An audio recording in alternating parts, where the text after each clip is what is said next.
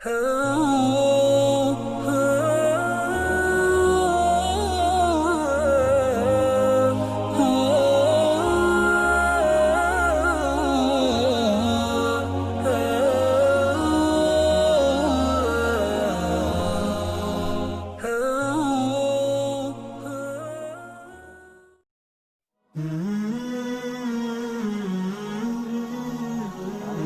বাদ্য ব্যবহার করা জায়েজ আছে কিনা এই বিষয়ে একজন দর্শক প্রশ্ন করেছেন।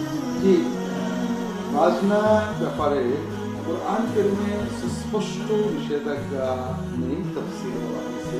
তবে সহিহ বুখারীর হাদিসে বাজনাকে নিষিদ্ধ হারাম, ওদের মতো হারাম বলা হয়েছে। রাসূলুল্লাহ সাল্লাল্লাহু আলাইহি ওয়াসাল্লাম বলেছেন, শেষ জামানায় আমার উম্মতের কিছু মানুষ ইস্তাহাদুনাল মাআজিফ, যারা বাদ্যযন্ত্রকে হালাল মনে করবে, আল্লাহ তাদেরকে শাস্তি দেবেন বা ধ্বংস করে দেবেন। এছাড়া অন্যান্য অনেকগুলো সহিহ হাদিসে বাদ্যযন্ত্র ব্যবহারের নিষেধ করা আছে। এই জন্য ফুকাহায়ে কেরামের অধিকাংশ বাদ্যযন্ত্রকে হারাম করেছেন। বাদ্যযন্ত্রবিহীন সাধারণ গান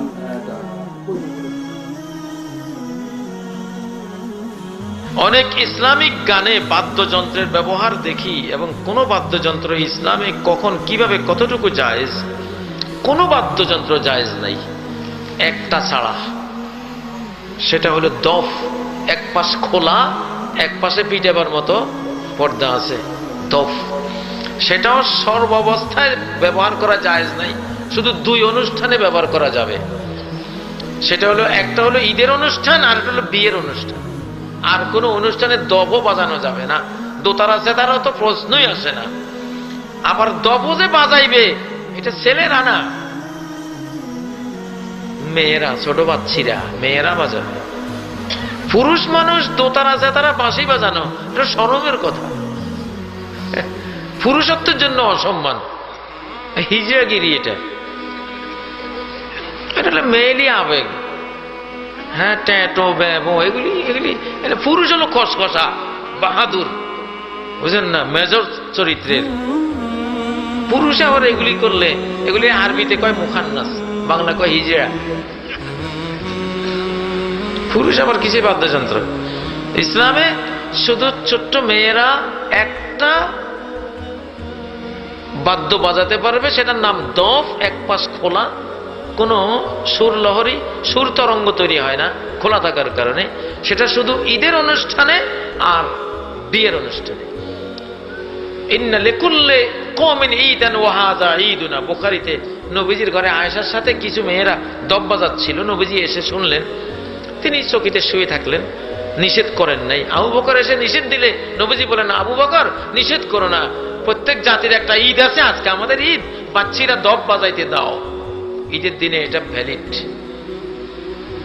আর হাদিসে রয়েছে, অদ্রিবু আলাইহা বিদ্দুফু, বিয়ের অনুষ্ঠানে মেয়েদেরকে দফ বাজাইতে দাও, ছোট্ট মেয়েদেরকে দফ বাজাক, ঘোষণা হোক। এই দুই জায়গায় শুধু দফ অনুমোদিত, আর কোন জায়গায় দফও অনুমোদিত না। ঢোল তো বাদেই, দোতারা জেতারা বাঁশি তো বাদেই, কোনো পাত্তাই নেই। এগুলি সহি সহি হাদিসে নিষেধ করা হয়েছে। যারা এটারে বৈধ মনে করে তারা কিয়ামতের আলামত। তারা কিসের আলামত? কিয়ামতের আলামত। তারা দুনিয়াতে কিয়ামত ত্বরান্বিত করার কাজে ব্যস্ত, কিয়ামত আনার কাজে ব্যস্ত তারা। প্রশ্ন করেছেন জান্নাতুল ফেরদাউসি, তিনি প্রশ্ন করেছেন, ইসলামে কি গান বাজনা হারাম? গান বাজনা তো ইসলামে হারাম, কিন্তু গান বাজনা, গান বলতে কি বুঝেন, বাজনা বলতে কি বুঝেন? ইসলামে মাআজিফ, যেগুলো বাজনা এর মাধ্যমে সুর অথবা যেগুলোর মধ্যে তাল দেওয়া হয় থাকে, এগুলো সবটাই হারাম। তবে কিছু কিছু বিষয় আছে যেগুলোকে ইসলামী শরীয়তে বিভিন্ন ক্ষেত্রে অনুমোদন দেওয়া আছে। তোর মধ্যে দুফ বাজানো, দুফ হচ্ছে এটি ঢোল জাতীয়, এক পাশে মানে ঢোলের মতো দেওয়া আছে, বাজানো হয় থাকে দুই পাশে, যেটাকে মানে ঢোলের মতো করা হয়নি, এটাকে দুফ বলা হয় থাকে। এটি অনেক ক্ষেত্রে এলানের জন্য, ব্যাপকভাবে প্রচারের জন্য রাসূলুল্লাহ সাল্লাল্লাহু আলাইহি ওয়াসাল্লাম হাদিসের মধ্যে ইরশাদ করেছেন, আহলিন নিকাহ বিদ্দুফুফ, তোমরা দফের মাধ্যমে মানে তোমরা তোমাদের বিবাহের যেই মানে অনুষ্ঠান অথবা বিবাহের যে ঘোষণা রয়েছে সেটাকে তোমরা এলান করে দাও, প্রচার করে দাও। বিবাহ হয়েছে অথবা বিবাহ হয়েছে এটাকে প্রচার করার জন্য রাসূলুল্লাহ সাল্লাল্লাহু আলাইহি ওয়াসাল্লাম ধূপ বাজাতে বলেছেন। সেক্ষেত্রে মানে অনুমোদন দেওয়া আছে। বাকি আজকে যেই বাজনা সেখানে তাল সুর সবটাই রয়েছে, মূলত বাজনার মাধ্যমে একটা সুরসুরি দেওয়া হয়ে থাকে, যেটি মৌলিকভাবে মূলত ইসলামী শরীয়তে বৈধ নয়, যার মাধ্যমে শারীরিক অথবা মানসিক কোনো ধরনের উত্তেজনা তৈরি করা হয়ে থাকে। এই কাজটি শুদ্ধ নয় এবং এটি হারাম। গান বাজনা বাদ্য সম্পর্কে ইসলামের আসলে দৃষ্টিভঙ্গি কি, প্রশ্নের উদ্দেশ্যটা সেটাই আর কি। বাদ্যযন্ত্রের মধ্যে সবটাই আসলে বুখারী সহ আরও বেশ কিছু গ্রন্থের হাদিস থেকে যেটা বোঝা যায় সেটা হারাম। শুধুমাত্র একমুখী দফ, এইটা দুটো উপলক্ষে খুশি করার জন্য কিশোরদেরকে অনুমতি দেওয়া হয়েছে। সেটা হচ্ছে বিবাহ এবং ঈদ, বিবাহ এবং ঈদ। আর এছাড়া যে কোনো মিউজিক্যাল ইনস্ট্রুমেন্ট যেটাকে সঙ্গীত বলা হয়, বাংলা ভাষায় মিউজিককে বলা হয় সঙ্গীত, সেটা নিষিদ্ধ। মাআজেফ, আরবিতে মাআজেফ, হাদিসের ভাষায়ও মাআজেফ বলা হয়েছে এবং এটাকে কিয়ামতের আগের লক্ষণের মধ্যে নিয়ে যাওয়া হয়েছে। তাহলে কিয়ামতের আগে খারাপ জিনিসগুলোই লক্ষণ হিসাবে প্রকাশ পাবে, এটাই রাসূল সাল্লাল্লাহু আলাইহি ওয়াসাল্লাম ভবিষ্যৎবাণী করেছিলেন। এবং এর সাথে খুমুরের কথা বা যে মদের কথা উল্লেখ করা হয়েছে। গানের মধ্যে গান হচ্ছে যেটাকে আমরা কবিতা বলি, সেটাকে আবৃত্তি করলে কবিতা বলি, আর সুর করে বললে গান বলি।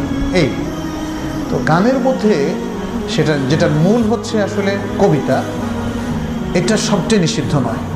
এখানে শালীন সুন্দর যেটা যেটা তৌহিদের পক্ষে, যেটা ইমানের পক্ষে, যেটা দ্বীনের পক্ষে, কোরআন এবং সুন্নাহর বক্তব্যের পক্ষে, এই ধরনের কবিতা বা গান সেটা জায়েজ আছে।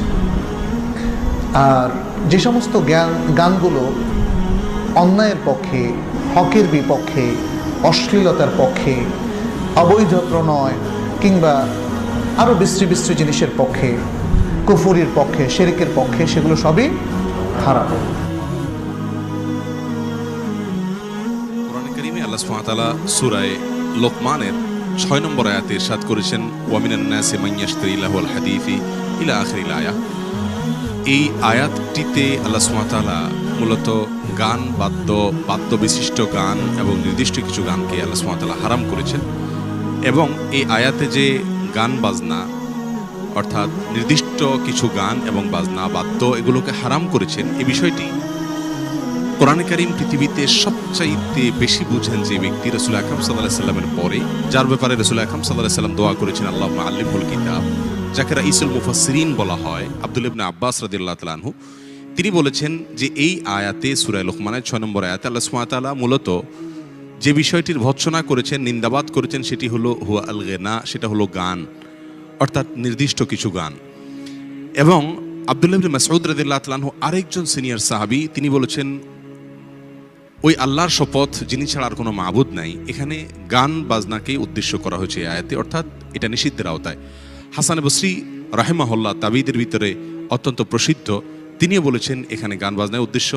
আব্দুল্লাহ ইবনে ওমর রাদিয়াল্লাহু তাআলা আনহু সিনিয়র সাহাবী, তার থেকে এটা বর্ণিত হয়েছে এবং এভাবে প্রায় সকল সালাফ, তাবি, সাহাবী, তাদের থেকে এই আয়াত প্রসঙ্গে এই বিষয়টি বর্ণিত হয়েছে। অতএব এই আয়াত থেকে পরিষ্কারভাবে আমরা বুঝতে পারলাম যে গান বাজনা বাদ্য এই সমস্ত হারাম।